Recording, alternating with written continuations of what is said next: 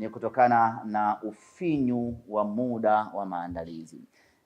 Miaka ya nyuma huko mnapata at least wiki 5, wiki 6 mpaka wiki 7 za kufanya maandalizi kwa maana ya pre-season. Lakini mwaka huu imekuwa ni tofauti kidogo, muda kamebana kweli kweli. Kwa hiyo tukaona acha tuyatumie mashindano haya ya Kagame kama sehemu ya maandalizi yetu kuelekea katika ligi ya msimu ujao. Kwa hiyo kupitia Kagame hii tunafanya pre-season, huko tunashiriki mashindano kwa ajili ya kuboost fitness ya wachezaji wetu pamoja na kuongeza ubora wa wachezaji wetu. Sababu hata ukienda pre-season itakulazimu upate mechi za kirafiki kwa ajili ya kucheza. Sasa kuliko kucheza mechi ya kirafiki, tukasema kwa kuwa muda ni mdogo sana, hebu tupate competitive match ili wachezaji wetu waweze kurise standard zao, kwa sababu muda wa maandalizi ni mfupi, tuje tuamkie kwenye ligi na baada hapo mashindano mengine yaendelee. Kikosi kinasafiri mchana wa leo kuelekea Rwanda. Tutaondoka na wachezaji 20 na benchi la ufundi lote.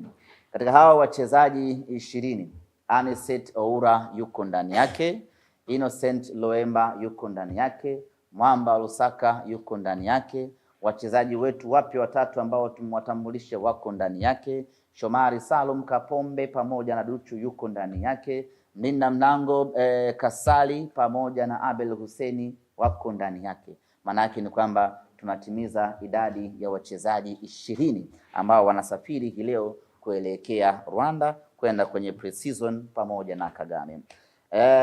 Mchezaji Eli Mpanzu yeye ataunganisha moja kwa moja Rwanda, ndivyo ambavyo ameomba hivyo na sisi tukamruhusu, kwa sababu kutoka Kongo kwenda Rwanda ni karibu zaidi. Kwa hiyo hakukuwa na sababu ya yeye kuja huku alafu akaunganisha na timu kwenda Rwanda. Kwa hiyo Mpanzu yeye moja kwa moja atatoka Kongo na kwenda Rwanda. Siku ya kesho atajiunga na wenzie.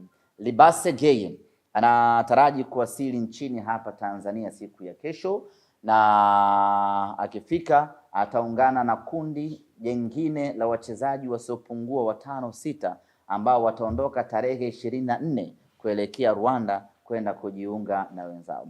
Hao wachezaji wengine ambao wataondoka na Libase ni pamoja na wachezaji wapya wa Simba Sports Club ambao tutawatambulisha hapa katikati kabla ya kufika tarehe 24.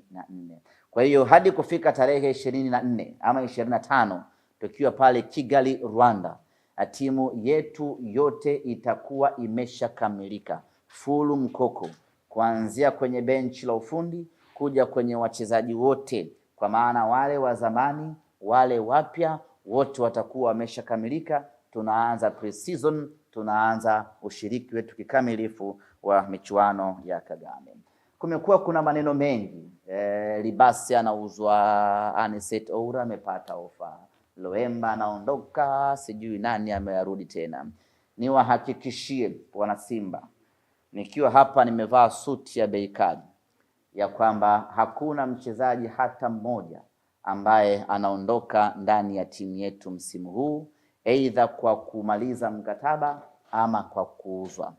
Libase Geye bado yupo sana akiendelea kuutumikia mkataba wake.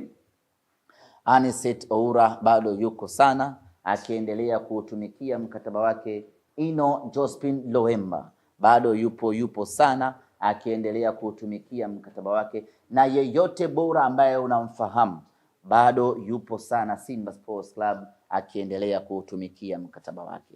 Na taarifa njema ambayo ningependa kuwajulisha wana Simba asubuhi ya leo ni kwamba tumefanikiwa kumuongezea mkataba mwingine mshambuliaji wetu kinara Selemani Mwalimu, ambapo sasa ataendelea kusalia Simba Sports Club kwa mkopo akitokea Wydad Casablanca. Vita ilikuwa ni kubwa kweli kweli. Wapo watu walifunga safari kutoka Tanzania wakaenda Morocco, wakaenda kuwashawishi watu wa Wydad, jamani tupeni sisi huyo mchezaji kwa mkopo, tunamtaka sisi kwa mkopo. Maneno yakawa mengi, najua sisi mabingwa, najua sisi sijui vilabu Afrika. Walichokifanya wale wa Morocco, wakachukua kompyuta yao wakauliza hey, timu yenu timu gani, sio inaanzia na Y, wakaingiza pale wa wakabonyeza enter. Kubonyeza enter ikaja taarifa pale, ndio klabu inayoongoza kwa madeni Afrika. Kwa hiyo Wydad wakawaambia hatuwezi kuwapa huyu mchezaji sababu nyinyi klabu yenu inaongoza kuwa na madeni barani Afrika. Kwa hiyo wakawa wamemkosa Selemani Mwalimu kwa namna hiyo, na Selemani Mwalimu akachagua kubaki Simba na Wydad wakachagua kumwacha Selemani Mwalimu Simba kwa sababu anapata kila anachostahili, kuanzia muda wa kucheza, mafunzo mazuri ya kimpira na maelekezo, pamoja na maslahi makubwa, na wakafikia tamati ya kwamba anatakiwa kubaki kunako klabu ya Simba Sports Club. Kwa kwenye upande huo wa usajili na wachezaji tuko vyedi kweli kweli, kila kitu kimekaa mahala pake. Wana Simba msiwe na wasiwasi, hakuna anayeondoka unyamani. Ambaye anaondoka tayari taarifa zake tumeshaweka wazi. Tukitoka hapo, ndugu zangu ni wana Simba, leo hii ikiwa ni tarehe 22 ya mwezi wa 7 mwaka 2026, tunatangaza tarehe rasmi ya tamasha letu la Simba Day sanjari na uwanja ambao utakwenda kufanyika tamasha letu. Tamasha letu la Simba Day ama Simba Day kwa mwaka huu wa 2026 itakwenda kufanyika tarehe 8 ya mwezi wa 8 mwaka 2026 na itafanyika katika uwanja wa Uhuru jijini Dar es Salaam. Baada ya miaka mingi kupita, tamasha likiwa limeanzia kwenye uwanja huo miaka 18 iliyopita, na sasa tamasha linarejea tena kwenye uwanja Uhuru, uwanja ambao ndio ulioasisi tamasha letu la Simba Day. Kutokana na ukubwa na hadhi na umaarufu wa tamasha letu duniani, tunatamani, tungependa na inapaswa kwa hivyo tamasha hili kufanyika katika uwanja wa Benjamin Mkapa. Lakini sote tunafahamu ya kwamba uwanja wa Benjamin Mkapa upo katika marekebisho na matengenezo. Under so circumstance, sehemu pekee ambayo inasalia yenye hadhi ya kufanyia tamasha letu hili ni uwanja wa Uhuru. Hivyo basi, wanasimba kuanzia hivi sasa wanapaswa kufahamu na kuelewa ya kwamba tamasha lao pendwa litafanyika katika uwanja wa Uhuru. Tayari tumeshafanya ukaguzi katika uwanja huo, tumeshapokea maelekezo kutoka kwa viongozi wanaomiliki uwanja huo ya kwamba uwanja wa Uhuru unakidhi kabisa kufanyika kwa tamasha letu la Simba Day. Tamasha letu la Simba Day mwaka huu litatumika vile vile kuadhimisha miaka 90 ya Simba Sports Club. Tangu kuanzishwa kwake Simba Sports Club mwaka huu wa 2027 mnyama anatimiza miaka 90. Kwa hiyo haitakuwa tu tamasha la kawaida, lakini litakuwa tamasha ambalo linabeba ujumbe halisi wa miaka 90. Tamasha la kuonesha changamoto, la kuonesha mapito na kuonesha mafanikio, lakini kubwa kabisa kuonesha mwelekeo wapi Simba inapoelekea baada ya kufikisha miaka 90, lakini kumshukuru Mwenyezi Mungu vile vile kwa kufikisha miaka 90. Viko vilabu vingi ambavyo tulizaliwa wakati mmoja, lakini vingi vimesha taga. Simba Sports Club bado iko hapo. Tuna kila sababu ya kumshukuru Mwenyezi Mungu kwa kufikisha miaka 90. Kuelekea kwenye Simba Day yetu, utaratibu ni ule ule na haya ni maagizo. Kila mkoa wanawajibika kufanya Simba Day yao kimkoa, kiwilaya, kimatawi, mnajikusanya kwa pamoja, mnaadhimisha tamasha hili. Lakini sio tarehe 8 ya mwezi wa 8.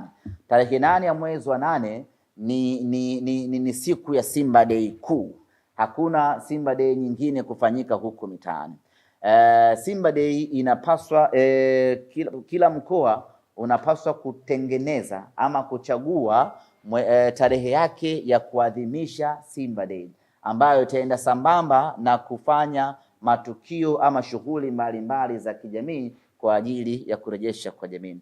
Tayari iko mikoa ambayo nimeshapata taarifa zao, wenyewe watafanya Simba Day yao katika sehemu mbalimbali. Kwa mfano Morogoro, wenyewe Simba Day kimkoa wanakwenda wanaifanya tarehe 2 ya mwezi wa 8, wanakwenda kuifanyia Ifakara, na wengine vile vile wanaendelea kujiorganize ili wafanye tamasha la Simba Day kimkoa katika maeneo yao. Kwa hiyo kila mkoa unawajibika kufanya tukio hili katika eneo lao na kufanya matukio ya kijamii. Kila mkoa, kila wilaya wanapaswa kuchangia damu. Haya ni maelekezo. Wanapaswa kuchangia damu ili tuisupport damu, mpango wa taifa wa damu salama, kwa kuwa damu ni mahitaji ya umuhimu kwa binadamu. Lakini kutoa misaada kwa watoto yatima, na kama haitoshi kuwasaidia wajane na wazee, na kutoa misaada hospitalini. Kwa hiyo haya ni maagizo ambayo viongozi wa Simba mikoa wanapaswa kuyabeba na kuyafikisha kwenye matawi yao. Kila mkoa ufanya shughuli kama hii. Lakini tunapokuwa kwenye msimu wa Simba Day, tunawajibika kuyaboresha matawi yetu, kuyafanyia usafi matawi yetu, kuyapaka rangi upya matawi yetu, kubadilisha bendera ambazo zimechakaa, zimechoka, tunazibadilisha. Huu ndio msimu wa kuyapendezesha matawi yetu. Matawi ya Simba hawezi kufanana kama na kibanda cha mkaa. Tawi la Simba linapaswa kuwa ng'ari.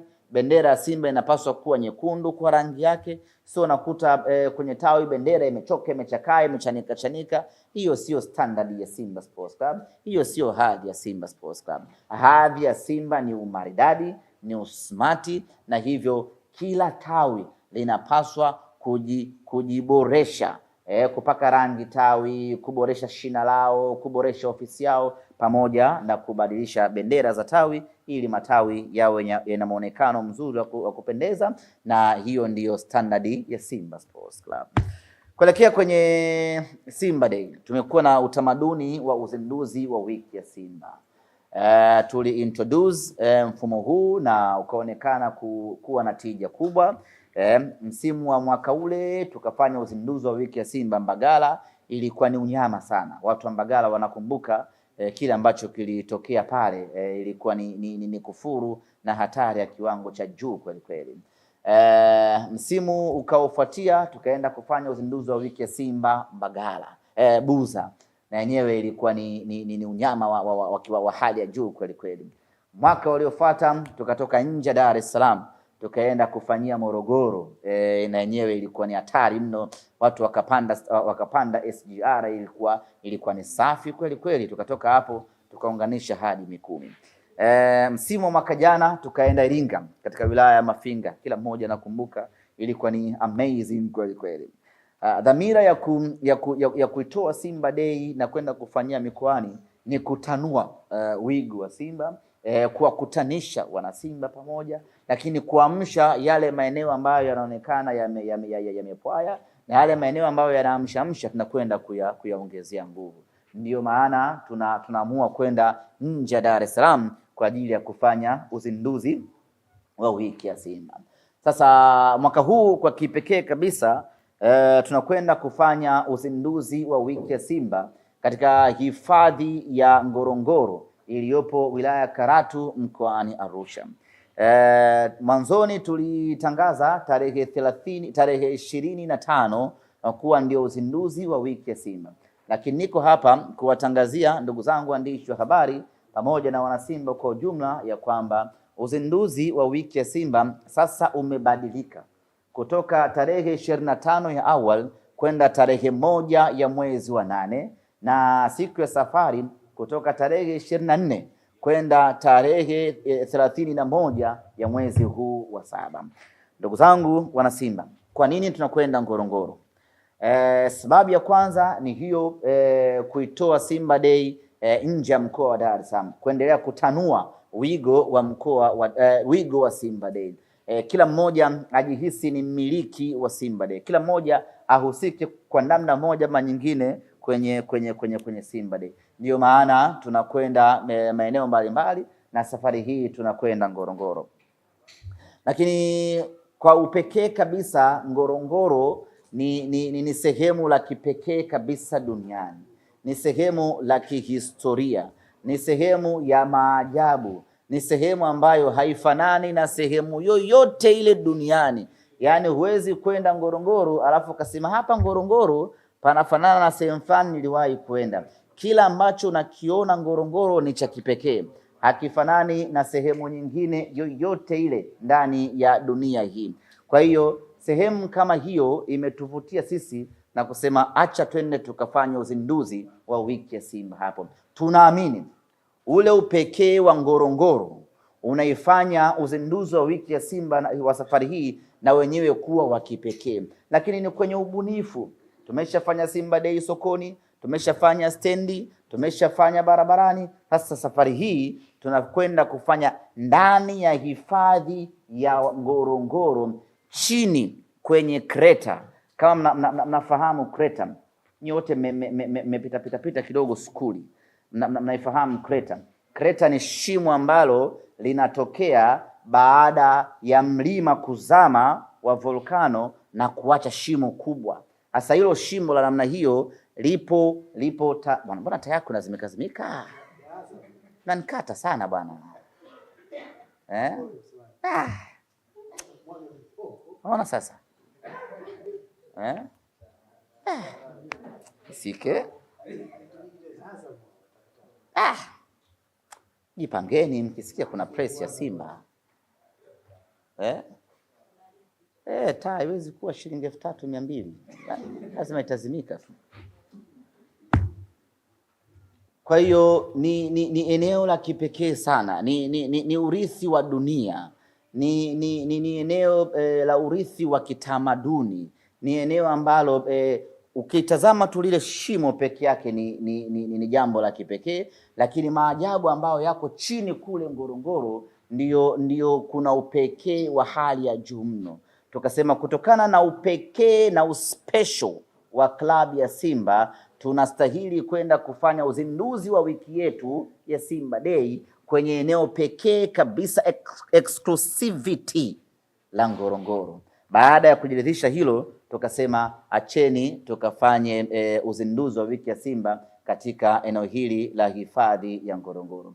Kila mmoja baada ya kusikia hili kuna namna ambavyo amesisimka, kuna namna ambavyo amepata hamu ya kushiriki tukio hilo. Sasa hiyo hamu yako uliyokuwa nayo ndio sisi tunayoitaka twende nayo Ngorongoro, na wewe uende ukashuhudie kwanza maajabu ya Ngorongoro, lakini maajabu ya Simba kwenda Ngorongoro, lakini maajabu ambayo yanakwenda kufanyika katika uzinduzi huu wa wiki ya Simba.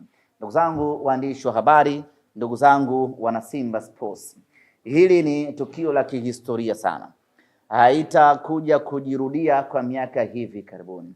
Na of course lazima ushangilie timu ambayo inakufungulia dunia, inakupa nafasi ya kwenda sehemu ambazo hakuna timu nyingine inaweza kukupeleka, ama inakupa nafasi ya kwenda sehemu ambazo ulikuwa unatamani kwenda kufika, ama inakupa nafasi ya kwenda sehemu ambayo ina mvuto wa hali ya juu. Hii leo ukiingia kreta ya Ngorongoro, ukitoka, yani kila mtu huku uraiani unakuwa muona wa kawaida sana, kwa sababu umefanikiwa kuingia Ngorongoro. Sio kila mtu anaingia Ngorongoro, ni mpaka uwe dedicated ama uwe shabiki wa Simba Sports Club. Ndio maana tukasema safari hii wanangu wa Simba, twendeni tukafanye uzinduzi wa wiki ya Simba huko Ngorongoro.